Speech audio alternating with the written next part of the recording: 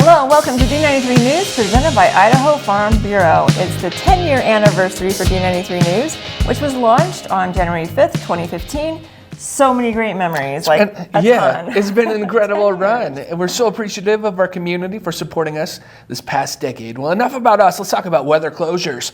A cold front is on its way, so this is especially timely, Sam. That's right, Phil. It's rare to close schools because of extreme cold, but we're keeping an eye on things for early next week. Superintendent Woolstenhulme talked about this during Monday's D93 Live. So just a reminder about our policy for cold weather closures. In policy, it states that we close schools when they drop below -20. That's been a long-standing policy in the district and the one that we follow closely. And then with that, in a separate policy, it talks about indoor recess, and that if the temperature drops below 0 degrees Fahrenheit, then we bring kids in from inside for inside recess. Inside recesses aren't a lot of fun for either the kids or our teachers, so we really try to be careful on how often we do that. And we've had some winters where that's been a pretty frequent thing, and it just isn't the same as the kids getting outside, really getting some decent exercise, getting some fresh air. So please make sure that you're sending your kids to school with warm clothes, because until the temperatures drop below drop below 0 into the negative temperatures, then they will be outside.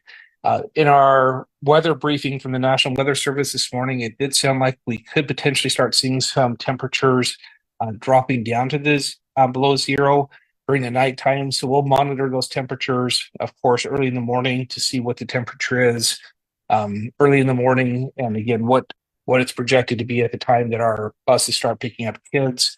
But I think our earliest routes start picking up kids right around 6:30 to 6:45. So that's why we're up really early in the winter, checking both snow conditions as well as temperatures. And then one question that we get quite often is, a lot of times we'll see a temperature, either forecast or current temperature, and let's say around -10 or -15, that then with wind chill would drop it below -20.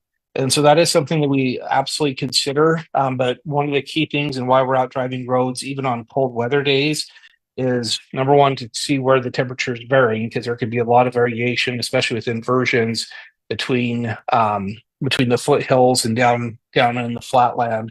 But also to see if the wind is actually blowing. And if it is blowing, then we absolutely could take wind chill into consideration. But if there's no wind out there, then wind chill really doesn't come into play in our decision making. In case you missed it, you can watch all of Monday's conversations on our Facebook page, and our next D93 Live is coming up on February 24th. Well, it's been a long time coming, and now students at Ammon Elementary have a modern lunchroom to call their own. The cafeteria is so nice, and I like the tables.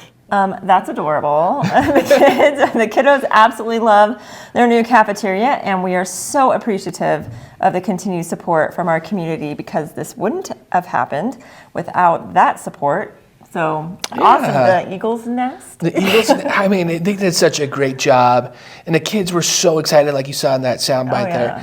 Like, so proud of our community. I've been to ribbon cuttings before, and we've never had children show up. So that just says a lot about how important that cafeteria is to Ammon. Yeah. Well, thanks again for 10 great years. We sure appreciate your support. But for now, that's going to do it for us. We'll see you next time on D93 News.